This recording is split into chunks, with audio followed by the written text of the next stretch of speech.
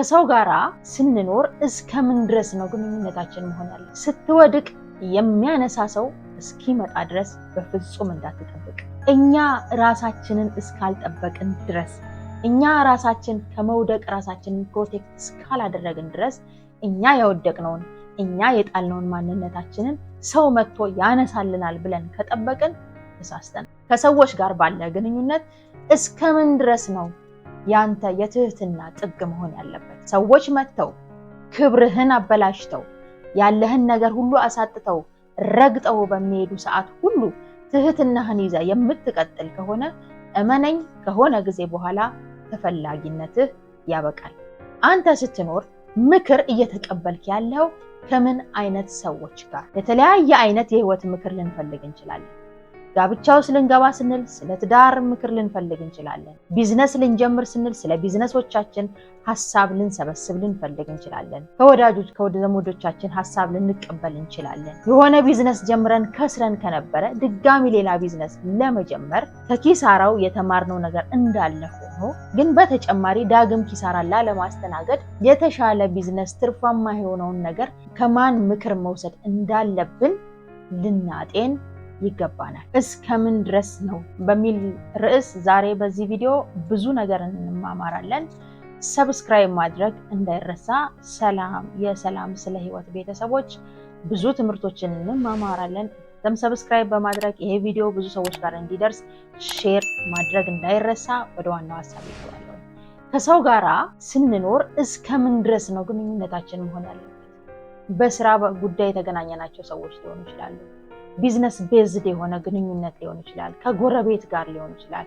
ከስራ ባልደረባ ጋር ሊሆን ይችላል። ወይም ደግሞ ከጓደኞቻችን ጋር ሊሆን ይችላል። ቅርብ ከምንላቸው ወዳጆቻችን፣ ዘመዶቻችን ጋር ሊሆን ይችላል። ግንኙነታችን፣ የምናደርጋቸው ነገሮች፣ የምንማከራቸው ምክሮች፣ የምናሳያቸው ትህትናዎች፣ ማውጣት ያለብን ድርጊቶች፣ ኢነርጂያችን፣ እነዚህ ሁሉ እስከምን ድረስ ነው?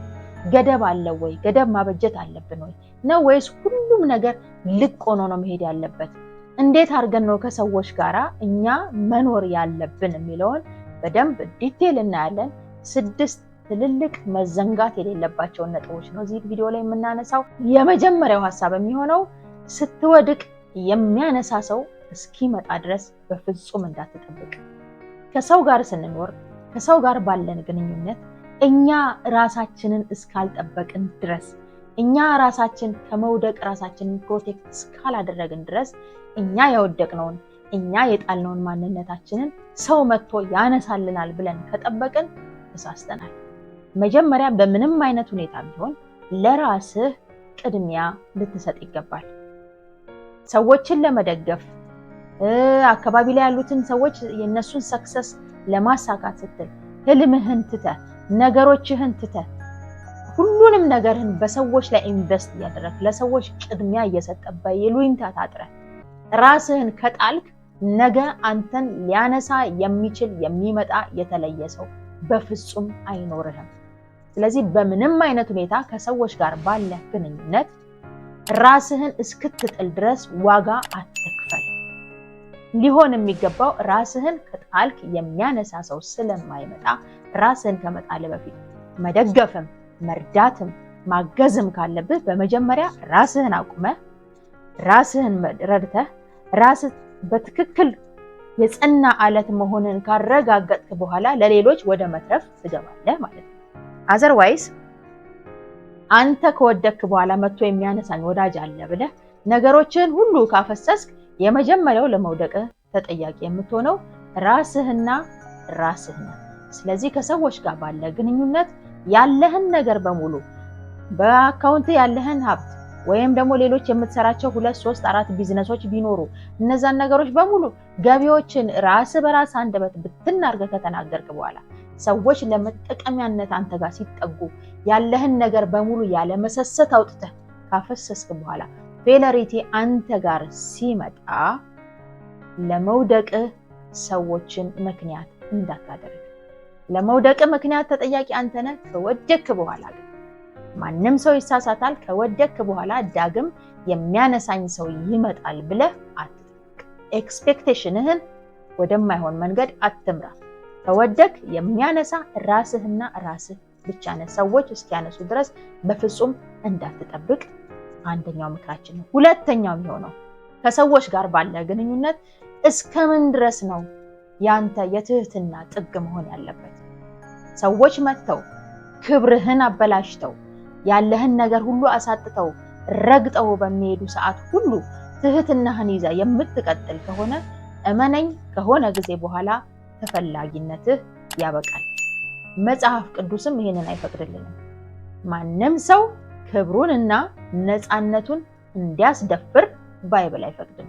እግዚአብሔር በነፃነት ያለምንም ክፍያ የሰጠን ነገር ክብራችንና ነፃነታችን ነው። ስለዚህ ለሰዎች ትሁት ስንሆን ከሰዎች ጋር ባለን ግንኙነት ላይ ትህትና ሲኖረን ባውንደሪ ልናበጅለት ይገባናል። there is a red line። እኔ ክብሬ የሚነካ ከሆነ ሊረግጡኝ የሚፈልጉ ከሆነ ትህትናዬ፣ አንገቴን ዝቅ ማድረጌ፣ እነሱን ማክበሬ እነሱ ጋር ንቀት የሚፈጥር ከሆነ ረግጠንሽ እንሂድ የሚሉ ከሆነ ነፃነቴን የሚጋፋ ከፍላጎቴ ውጪ የሆኑትን ነገሮች ስለነሱ ብዬ እንዳደርግ የምገደድ ከሆነ ትህትና ባውንደሪውን አልፏል ማለት ነው። ስለዚህ ከሰዎች ጋር ባለን ግንኙነት የትህትናችን ባውንደሪ ልናበጅለት ይገባል።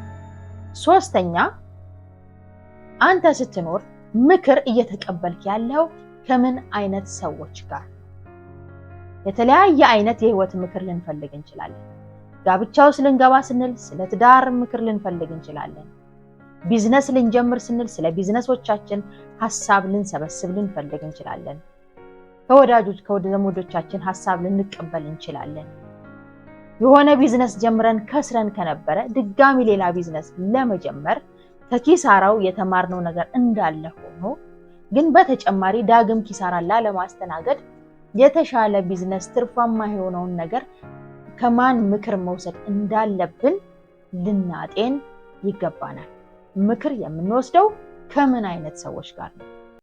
ከሰዎች ጋር ስንኖር ከማን ጋር ነው ምክር የምንቀበለው? ምክንያቱም አንዳንድ ምክሮች ወደ ገደል ሊከቱን ይችላሉ። ያለንን ነገር በሙሉ የበለጠ ሊያሳጣን የሚችል ምክር ሊመጣ ይችላል። ስኬጁል ታደርጋለህ።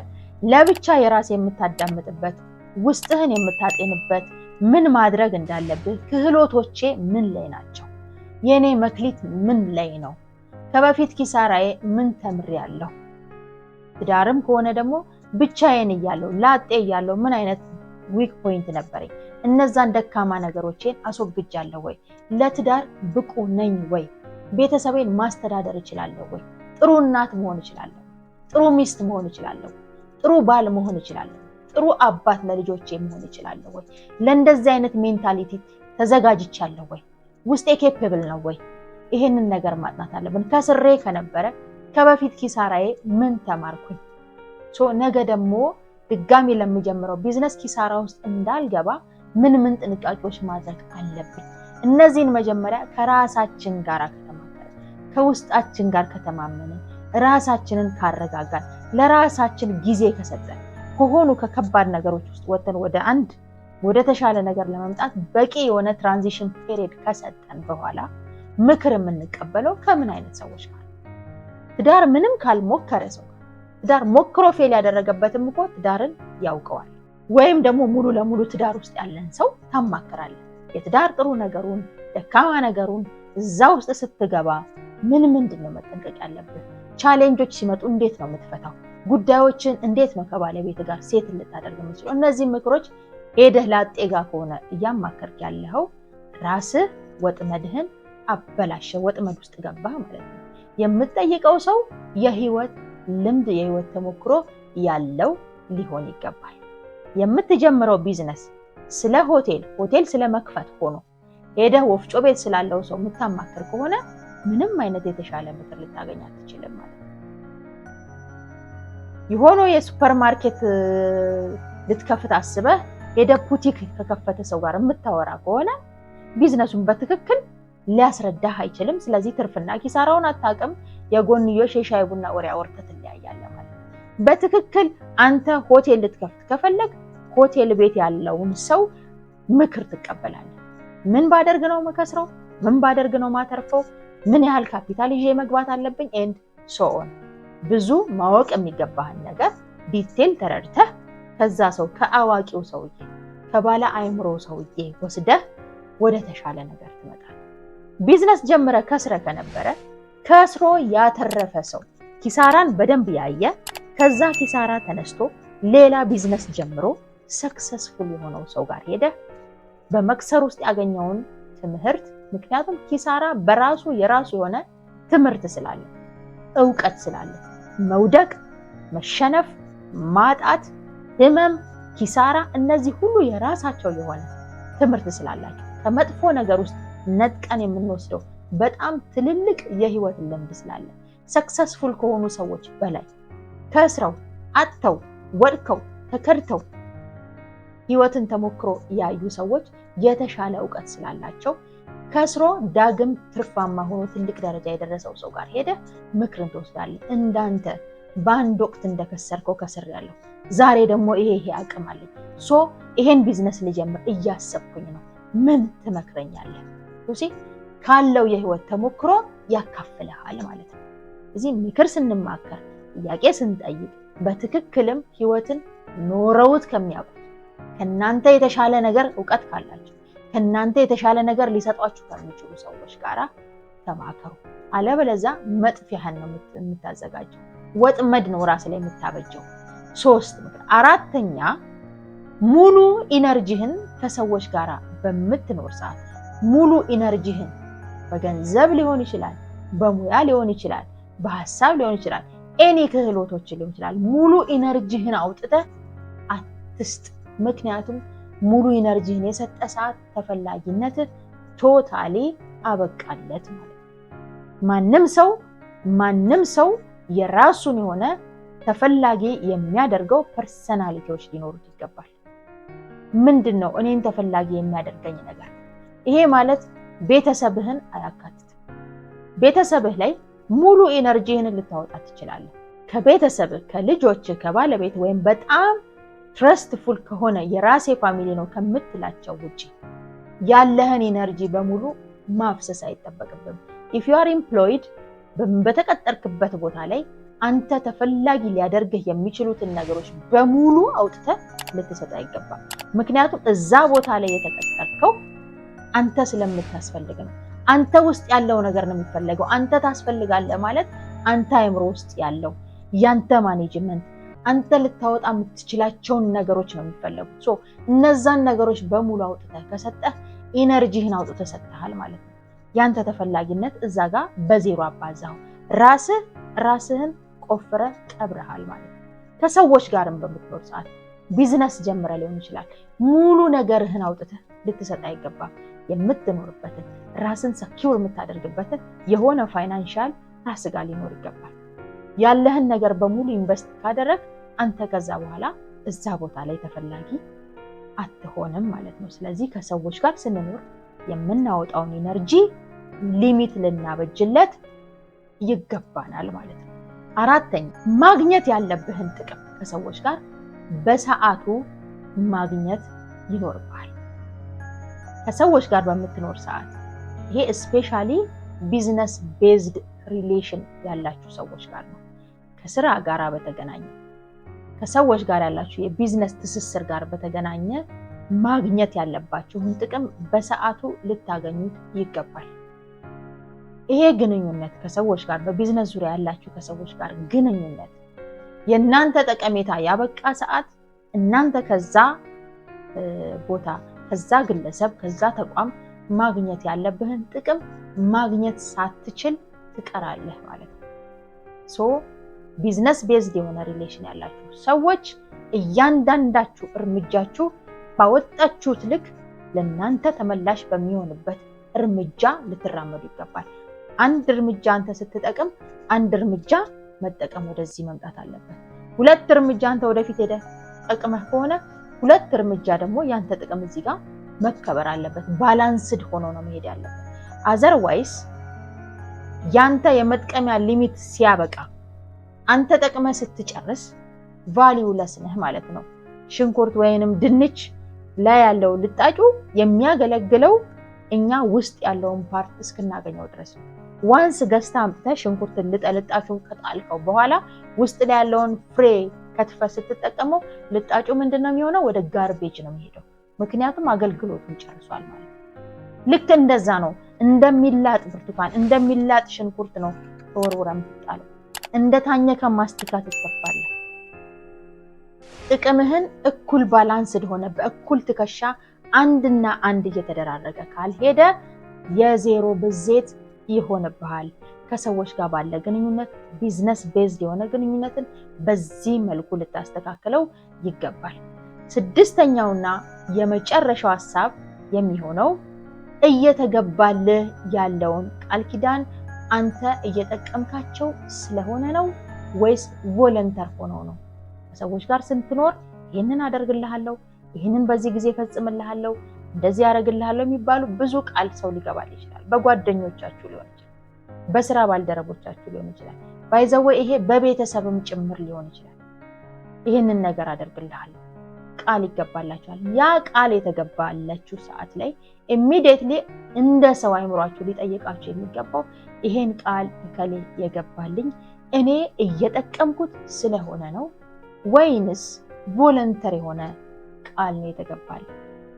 ምላሹ ቮለንተር ከሆነ እናንተ በምንም በዜሮ ብዜት ሳትጠቅሟቸው እናንተን ለመርዳት የተገባ ቃል ኪዳን ከሆነ አሁን ከምናወራው ነገር ጋር በፍጹም አይገናኝም። ነገር ግን እናንተ ለነዛ ሰዎች እያገለገላችሁ እናንተ ለነዛ ሰዎች የሆነ ፌቨር እየሰራችሁ እያለ በዛ ፌቨር መሃል እናንተን ለማባበል በሚመስል መልኩ ይሄንን ጉዳይ ላንተ አስፈጽምልሃለሁ፣ ይሄንን ጉዳይ ላንተ አደርጋለሁ ወይም ይሄን ነገር ላንተ እሰጣለሁ የሚል ቃል ከገባላችሁ ያ ሰው እናንተ እያደረጋችሁለት ያለውን ፌቨር እንዳያጣ ከመስጋት ስለሆነ ኢሚዲየትሊ ቃሉን እንዲጠብቅ ልታስፈጽሙ ይገባል ማለት ነው። የናንተ ተፈላጊነት፣ የናንተ ጠቀሜታ፣ የናንተ ዋጋ ከማብቃቱ በፊት የገባላችሁን ቃል በእጃችሁ ላይ ልታስገቡ ይገባል። አለበለዚያ ግን እናንተ በጠቀማችሁት ልክ ከሆነ ቃል የገባላችሁ ጠቅማችሁት ስትጨርሱ ቃሉ አብሮ በዜሮ ይባዛል። መፈጠራችሁን ሊረሳው ይችላል። ስማችሁ ሊጠፋበት ይችላል። መልካችሁ ትዝ ላይለው ይችላል። ምክንያቱም ከናንተ የሚፈልገውን ፌቨር ኦልሬዲ አድርጋችሁ ጨርሳችሁለታል። እናንተ ለሱ ምንም ናችሁ። የሚገባላችሁ ቃል እኔ እየጠቀምኩት ስለሆነ ነው ወይንስ ይሄ ሰው በትክክልም እኔን ለመርዳት ነው ቃል ይገባል? ከዚህ ሰው ጋር ያለኝ ግንኙነት ምንድነው?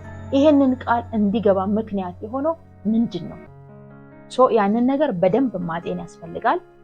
አጤናችሁት ግን ቅድም እንዳልኳችሁ የናንተን መጥቀም ላይ ተመርኩዞ ከሆነ የገባላችሁ ቃል ኢሚዲየትሊ ነገ ዛሬ ሳይል ያንን ቃል በእጃችሁ ላይ ካላስገባችሁ የውሃ ሽታ ሆኖ ይቀራል ማለት ነው። እንዳጠቃላይ ከሰዎች ጋር ስንኖር ልናደርግ የሚገባን ገደብ አለን ማለት ነው። ያለ ገደብ የሚደረጉ ነገሮች በሙሉ ባክፋየር የሚያደርገው አድራጊው ላይ ነው። ኪሳራውን የሚያስተናግደው አድራጊው ነው። ገደብ የሌለው ሰው፣ ለእያንዳንዱ ነገር ሊሚት ያላስቀመጠለት ሰው በመጨረሻ ብቻውን ዋጋውን ይከፍላል። መልካምነት በጎ ነው። በጎ ስራ ማድረግ እግዚአብሔርም የሚፈልገው ነገር ነው። ግን ሁሉ ነገራችንን አጥተን እኛነታችንን አጥተን ከሰዎች ጋር ባለን ግንኙነት ሲባል የምንከፍለው ዋጋ ብቻችንን በኋላ ወደ ገደል ይከተናል። ኪሳራውን ብቻችንን እናስተናግዳለን። ህመሙን ብቻችንን እናስተናግዳለን። መውደቁን ብቻችንን እናስተናግዳለን። ከሰው ጋር ያለን ግንኙነት ገደብ ሊኖረው ይገባል።